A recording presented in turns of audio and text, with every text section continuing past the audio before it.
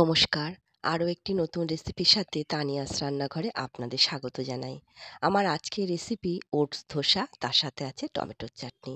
আগে থেকে কোনো প্রস্তুতি ছাড়াই চটজলদি কিন্তু এই স্বাস্থ্যকর রেসিপিটি আপনারা তৈরি করে নিতে পারবেন। খেতে কিন্তু বেশ ভালো হয়েছিল। দুর্দান্ত একটা রেসিপি। তাহলে চলুন রেসিপিটা দেখে নেওয়া যাক। আমি একটা বোল নিয়েছি, তাতে নিচ্ছি 1 কাপ ওটস। এবার এর মধ্যে 1.5 কাপ জল দিচ্ছি।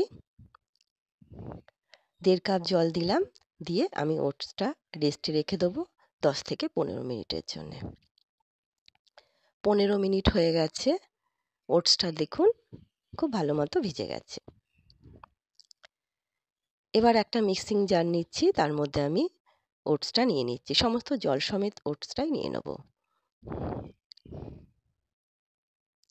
এবার আমি এর মধ্যে 1/2 কাপ দিচ্ছি সুজি, 1/2 কাপ টক দই,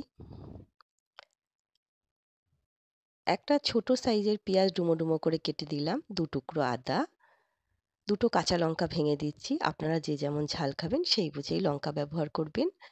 কারি পাতা দিলাম কয়েকটা, আর 1/2 কাপ জল দিচ্ছি, দিয়ে একটা পেস্ট তৈরি করে নিলাম। পেস্টটা দেখুন ঠিক এরকম হয়েছে। ঘনত্বটা কিন্তু ঠিক এরকম থাকবে, তাহলে কিন্তু ধোসাটা খুব ভালো তৈরি করা যাবে। সেদিকে খেয়াল রাখতে হবে। এর মধ্যে স্বাদ অনুসারে দিচ্ছি নুন, আর 1/2 চামচ চিনি দিচ্ছি। চিনিটা দিলাম ধোসার কালারটা ভালো আসার জন্যে। চিনি দিলে কিন্তু ধোসার কালার খুব ভালো আসে। মাপটা যদি ঠিক থাকে তাহলে কিন্তু ওটস দিয়ে ধোসা তৈরি করা খুব সহজ। ব্যাটারটা দেখুন ঠিক এরকম হবে। এবার আমি ব্যাটারটা একটুখানি রেখে দিচ্ছি। এখনই তৈরি করা যাবে, কিন্তু যেহেতু আমি টমেটোর চাটনিটা তৈরি করব, গ্যাস ওভেন অন করে একটা ফ্রাই প্যানের মধ্যে দিলাম 2 চামচ রিফাইন অয়েল, 5 কোয়া রসুন, 1/2 চামচ বিউলি বা কলাইয়ের ডাল, 1/2 চামচ ছোলার ডাল, 1 চামচ জিরে। এবার একটুখানি হালকা ভেজে নিচ্ছি। নিয়ে এর মধ্যে 4টে শুকনো লঙ্কা দিলাম। আপনারা যে যেমন ঝাল খাবেন সেই বুঝেই লঙ্কাটা দেবেন। একটু ভেজে নিয়ে একটা মাঝারি সাইজের পেঁয়াজ ডুমো ডুমো করে কেটে দিলাম, কিছু কারি পাতা দিলাম, 2টো টমেটো কেটে দিলাম, সামান্য একটুখানি তেঁতুল দিচ্ছি, আর দিলাম স্বাদ অনুসারে নুন। এবার সমস্ত কিছু খুব ভালো করে মিশিয়ে নেব। এবার ঢাকা দিয়ে দিচ্ছি, টমেটোটা যাতে একটুখানি ভালো মতো গলে যায়। 2 মিনিটের মতো ঢাকা দিয়ে রেখেছিলাম। 2 মিনিট পর দেখুন টমেটোটা কিন্তু অনেকটাই গলে গেছে। খুব বেশি ভাজার দরকার নেই, অল্প কিন্তু ভাজতে হবে। এবার আমি ঠান্ডা হতে দিচ্ছি। ঠান্ডা হয়ে গেছে, একটা মিক্সিং জারের মধ্যে সমস্ত কিছু নিয়ে নেব।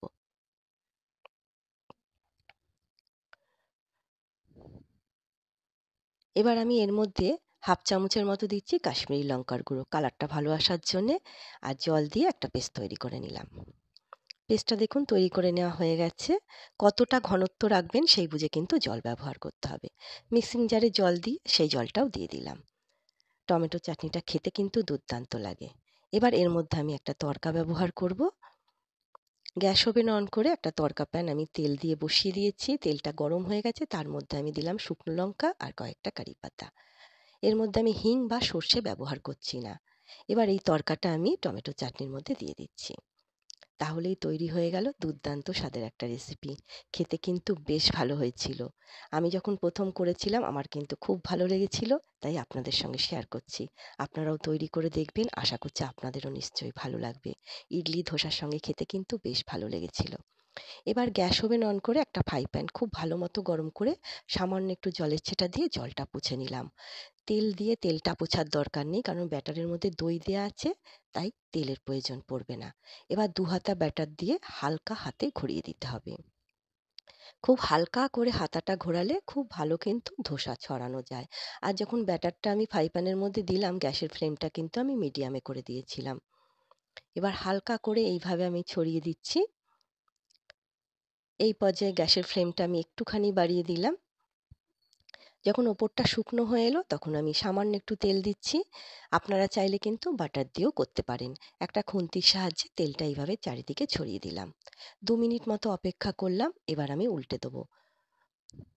এক পিঠ মোটামুটি হয়ে গেছে, আরেক পিঠ উল্টে দিলাম। যেহেতু ওটস দিয়ে তৈরি, ২ পিঠ একটুখানি ভালো করে সেঁকে নিলে কিন্তু খেতে বেশ ভালো লাগবে। তৈরি হয়ে গেল সকালের হালকা-ফুলকা স্বাস্থ্যকর জলখাবার।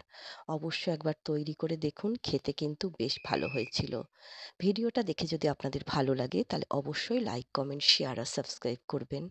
যে সকল বন্ধুরা ফেসবুক থেকে দেখছেন একটা লাইক দিয়ে পেজটিকে অবশ্যই ফলো করবেন। খুব অল্প সময়ে কিন্তু টিফিন বা জলখাবারের জন্য এই রেসিপিটা তৈরি করে নিতে পারেন। আজ তবে এই পর্যন্তই। দেখা হবে পরের একটি নতুন রেসিপির সাথে। সবাই সুস্থ থাকবেন, ভালো থাকবেন আর অবশ্যই একবার রেসিপিটা তৈরি করবেন। আশা করছি আপনাদের ভালো লাগবে।